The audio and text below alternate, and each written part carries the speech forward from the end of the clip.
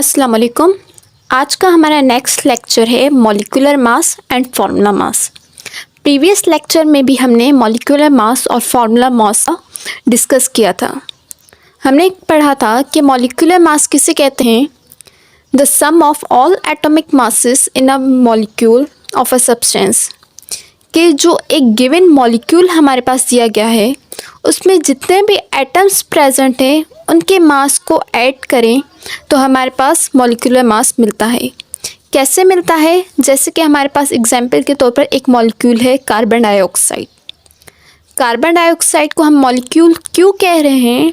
क्योंकि ये carbon oxygen के साथ बाइंड होकर एक बॉन्ड बना रहा है, जिसकी वजह से अब ये कार्बन सिंगल नहीं है बल्कि इसने एक बॉन्ड बनाया है ऑक्सीजन के साथ। इस वजह से हम इसको मॉलिक्यूल कह रहे हैं।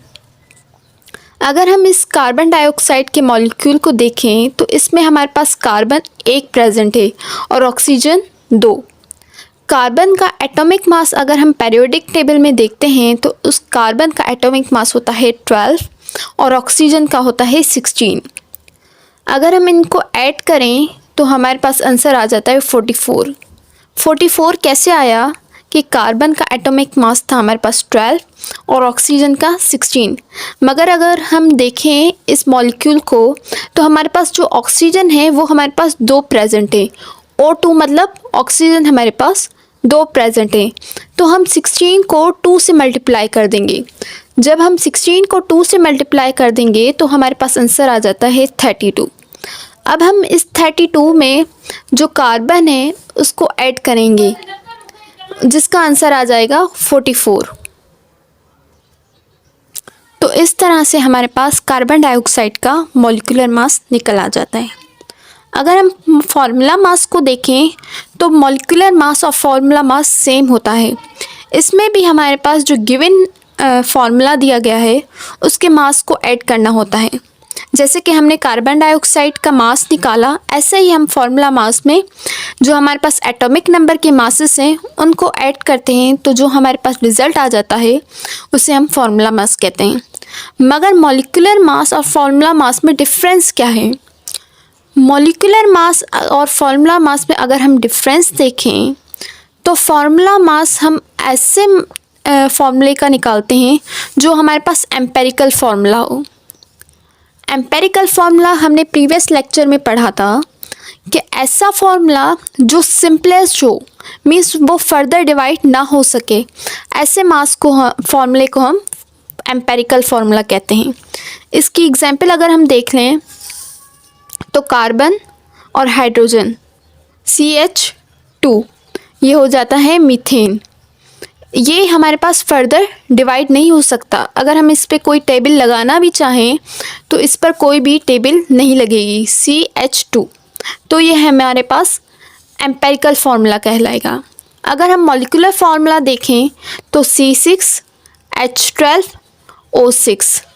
अगर हम इस फार्मूले ग्लूकोज के फार्मूले को देखें तो इस पे फर्दर टेबल लगेगा और ये कम हो जाएगा। जैसे कि 6 × 6, 6 × 6 और 6 × 2 = 12। जब हमने इस पे टेबल लगाया तो हमारे पास आंसर आ गया CH2O सिंगल। ये हमारे पास आ जाता है ग्लूकोज का फार्मूला। मगर अब हम इस फार्मूले को मॉलिक्यूलर मास नहीं कहेंगे, अब हम इसको कहेंगे एम्पेरिकल फार्मूला, जिसका अगर हम मास निकालें तो वो मास हमारे पास फार्मूला मास कहलाएगा। नेक्स्ट में हमारे पास आयन। आयन क्या होता है? एन एटम और group atom having a charge on it. कोई भी एटम अगर उस पर चार्ज आ जाती है, चाहे वो चार्ज पॉजिटिव हो या नेगेटिव, उसको अब हम एटम नहीं कहेंगे, उसको अब हम आयन कहेंगे। आयन क्यों कह रहे हैं? पहले हमारे पास जो एटम होते हैं, हमारे पास 118 एलिमेंट्स हैं, वो सारे पीरियोडिक टेबल में न्यूट्रल होते हैं, मीन्स उन पे कोई भी चार्ज नहीं होती।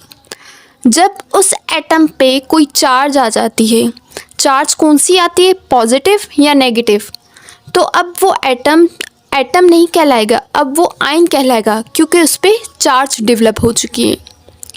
चार्ज जो हमारे पास होती हैं वो दो तरह की होती हैं, पॉजिटिव और नेगेटिव। जो पॉजिटिव चार्ज होती है उसे हम कैटाइंस कहते हैं, और जो नेगेटिव चार्ज वाले एटम होते हैं उनको हम एनाइन कहते हैं। When an atom lost its electron, then a positive charge came over an atom. जब कोई भी एटम, न्यूट्रल एटम, कोई भी अपना ऑर्बिट से, लास्ट ऑर्बिट से एक इलेक्ट्रॉन लूज़ करता है। इलेक्ट्रॉन क्यों लॉस करता है? कोई भी जब वो एक्साइटेड स्टेट में आ जाता है या उसको एनर्जी दी जाती है तो अपने लास्ट ऑर्बिट से वो एक इलेक्ट्रॉन जो है लूज़ कर देता है। मींस पहले उसके पास न्यूट्रल थे, जब उसने एक इलेक्ट्रॉन लूज़ कर दिया तो उसके पास एक इलेक्ट्रॉन की डेफिशिएंसी आ गई।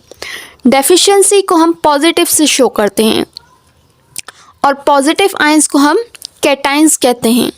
इसकी एग्जाम्पल हमारे पास है पोटेशियम, सोडियम, ईटीसी।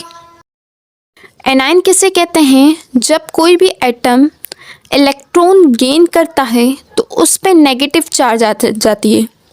वो नेगेटिव चार्ज आने का मतलब है कि उस एटम ने किसी और एटम से एक इलेक्ट्रॉन लिया है, जिस वजह से उस पर चार्ज डेवलप हो गई है और वो चार्ज होती है नेगेटिव, जिसे हम एनाइंस कहते हैं।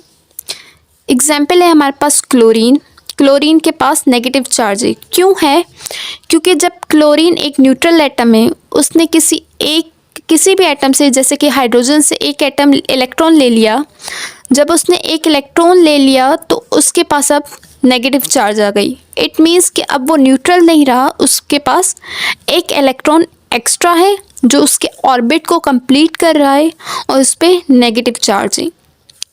नेक्स्ट है हमारे पास मॉलिक्यूलर आयंस। मॉलिक्यूलर आयन उससे कहते हैं जब किसी भी मॉलिक्यूल पर कोई चार्ज डेवलप हो जाए, चाहे वो पॉजिटिव हो या नेगेटिव, मीन्स एनाइन या कैटाइन। मॉलिक्यूल आपको प्रीवियस लेक्चर में भी बताया था, जब कोई भी एटम किसी और एटम के साथ बॉन्ड बनाए तो उसे अब हम मॉलिक्यूल कहते हैं, एटम नहीं कहते हैं। जैसे कि एग्जाम्पल है हमारे पास मीथेन, CH4। कार्बन ने 4 बॉन्ड बनाए हैं हाइड्रोजन के साथ, ये होते CH4। इसने बॉन्ड बनाए तो अब ये C और H मॉलिक्यूल आएंगे, ना कि एटम अलग अलग कहलाएंगे। जब ये इसने इलेक्ट्रॉन लूज़ कर दिया, जैसे कि इसने फॉर एग्जांपल CH3 हो गया, एक इलेक्ट्रॉन हाइड्रोजन दे दिया तो इस पे अब पॉजिटिव चार्ज आ जाएगी, तो ये कैटाइन बन गया, क्योंकि इसने एक हाइड्रोजन मीन्स एक इलेक्ट्रॉन लूज़ कर दिया, जिस वजह से इस पे चार्ज डेवलप हो गई। ऐसे मॉलिक्यूल्स को हम आयंस कहेंगे। जब कोई भी मॉलिक्यूल चाहे वो गेन करे या लूज़ करे इलेक्ट्रॉन, तो वो मॉलिक्यूल नहीं रहता, फिर वो आयन कहलाता है। नेक्स्ट है हमारे पास free radical. When an atom or molecule having an unpaired electron in its orbit, कोई भी एटम हो या कोई भी मॉलिक्यूल हो, उस मॉलिक्यूल या एटम के लास्ट ऑर्बिट में एक अनपेयर्ड इलेक्ट्रॉन प्रेजेंट हो, ऐसे एटम या मॉलिक्यूल को हम फ्री रेडिकल्स कहेंगे। जैसे कि ये एक एटम है, इसका स्ट्रक्चर है, इसके सेंटर में न्यूक्लियस है और प्रोटॉन, ये इसका फर्स्ट ऑर्बिट है, ये इसका सेकंड ऑर्बिट है।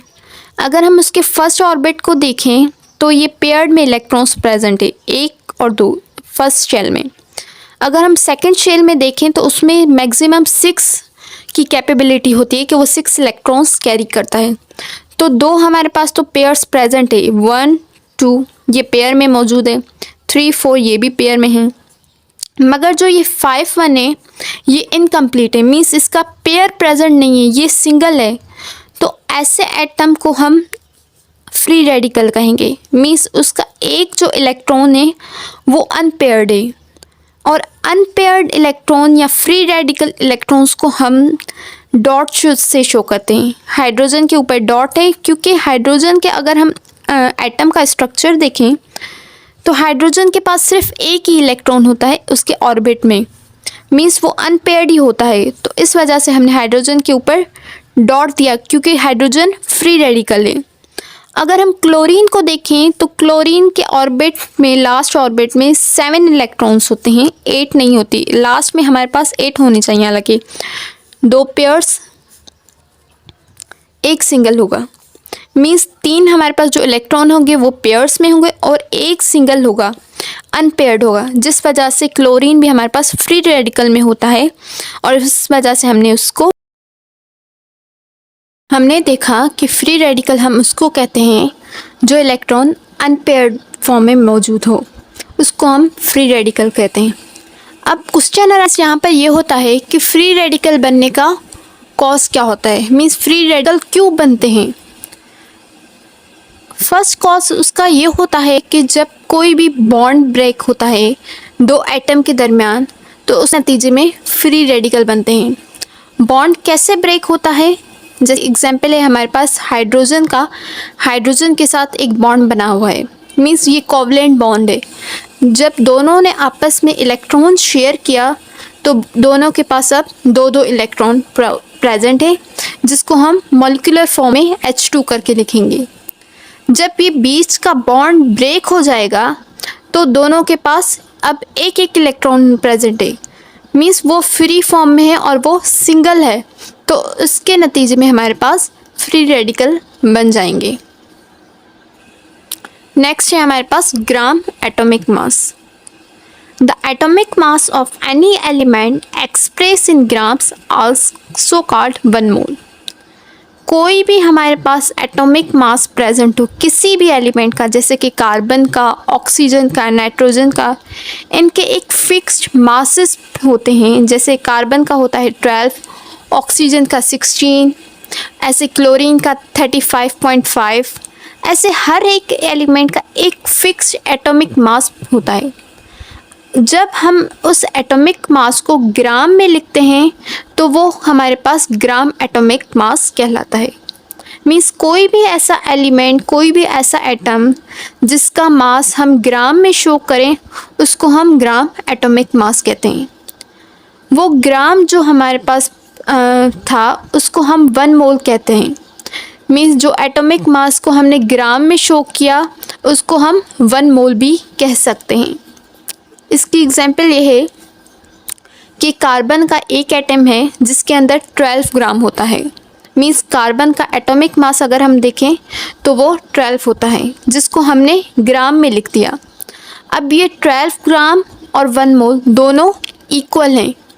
इक्वल कैसे हैं कि 1 मोल में 1 एटम प्रेजेंट होता है, चाहे उसमें जितने भी ग्राम प्रेजेंट हो। जैसे कि क्लोरीन का मॉलिक्यूलर मास है 35.5, तो 35.5 में कितने मोल हुए, 1 मोल।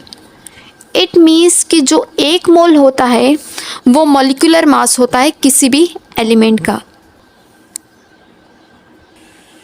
जो मैंने अभी आपको बताया कि किसी भी एटम का या एलिमेंट का मास होता है, अगर हम ग्राम्स में लिखें तो हम उसको ग्राम एटॉमिक मास कहते हैं। इसी तरह अगर किसी मॉलिक्यूल का मास होता है, अगर उसको मास में लिखें तो वो ग्राम मॉलिक्यूलर मास कहलाता है। इसी तरह सेम जो अगर किसी फॉर्मूले का मास जो है हम ग्राम में लिखें तो हम ग्राम फार्मूला मास उसे कहते हैं। जैसे कि gram molecular mass when a molecular mass expressed in grams. अब ये यहाँ पर ऑक्सीजन हमारे पास मॉलिक्यूल की शक्ल में मौजूद है, मीन्स ये सिंगल नहीं है, दोनों ऑक्सीजन ने आपस में बॉन्ड बनाया, ऑक्सीजन सिंगल एटम दोनों आपस में मिले तो ये मॉलिक्यूल बन गया O2। जब इन दोनों का मास हमने सम किया, मीन्स एक ऑक्सीजन का मास है 16 और दूसरी का भी 16, जब इन दोनों को हमने ऐड किया तो हमारे पास आंसर आ गया 32 ग्राम। 32 हमारे पास जो है मॉलिक्यूलर मास है।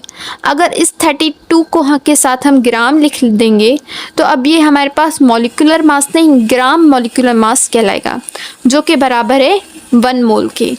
कोई भी ग्राम हमारे पास अगर हम उसको मोल में रिप्रेजेंट करेंगे तो वो 1 मोल के इक्वल हो जाता है। इसी तरह अगर हमारे पास किसी भी फॉर्मूला मास प्रेजेंट हो, उसको अगर हम ग्राम में लिखेंगे तो वो ग्राम फॉर्मूला मास कहलाएगा। जैसे कि when a formula mass of an ionic compound expressed in gram. Ionic compounds के फॉर्मूले। आयोनिक कंपाउंड्स ऐसे कंपाउंड्स होते हैं जो जिनका अगर बॉन्ड टूट जाए तो वो आयंस बन जाएं। जैसे हमारे पास सोडियम क्लोराइड प्रेजेंट है। सोडियम क्लोराइड को जब हम अलग कर देंगे तो सोडियम हमारे पास केटाइन में आ जाता है और क्लोरीन हमारे पास एनायन में। मीन्स जब ये दोनों आपस में बॉन्ड बनाते हैं तो ये न्यूट्रल बन जाता है। ऐसे मॉलिक्यूल्स जो आपस में मिलकर एक बॉन्ड बनाए और उनके टूटने पे आयंस बन जाए, ऐसे मॉलिक्यूल्स को हम फार्मूला मास भी कह सकते हैं।